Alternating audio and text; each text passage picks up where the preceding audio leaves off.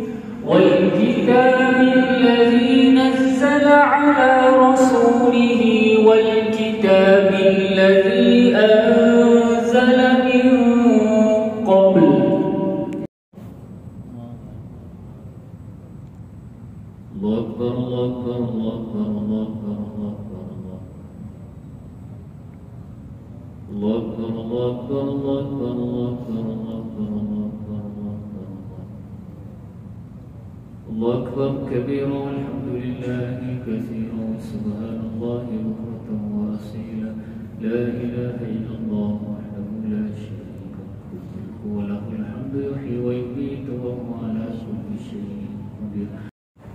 নামাজ শেষে দেশে একটা কালচার হচ্ছে সবাই মুসাফা করা, সিরিয়াল ধরে অনেক জায়গায় আবার দেখা যায় দুরূদ শরীফ পড়ে পড়ে মুসাফা করে আর কি।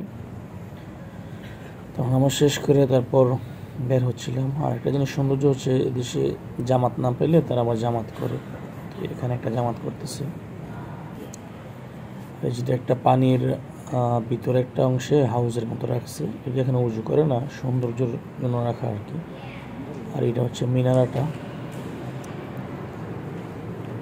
আর এই যে এখানে মসজিদের যে ডিজাইনটা এটা দেওয়া আর কি, যেটা মসজিদের ডিজাইন, ন্যাশনাল মস্ক মালয়েশিয়া। এখানে বিভিন্ন দেশের পর্যটকরা আসে।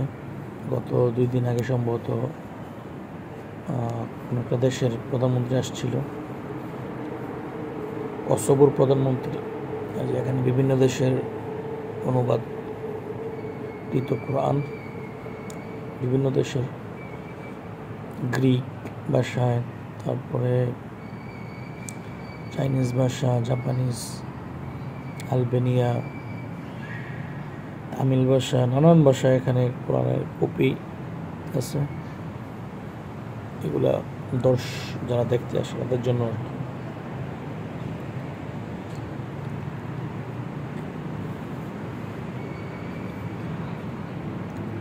এই যে কোরআনের কপি এখানে খুলে রাখছে দেখার জন্য।